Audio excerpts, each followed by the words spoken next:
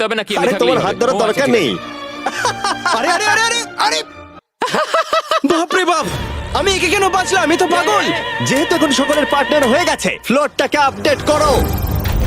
সরে যাও আর ওটাকে ভেতরে আনতে দাও। তোমরা যার সাথেই বাধা আছো আমরা সেটাকে আলগা করে দেব। আর তোমরা মুখোমুখি হতে চলেছো একটা জায়ান্ট জেঙ্গার। এটা তো খুবই চাপের।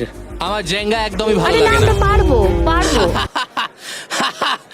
তুমি তো গোটা সময় ধরে হেসেই গেলে, তাই আমার মনে হয় তোমারই প্রথম যাওয়া উচিত।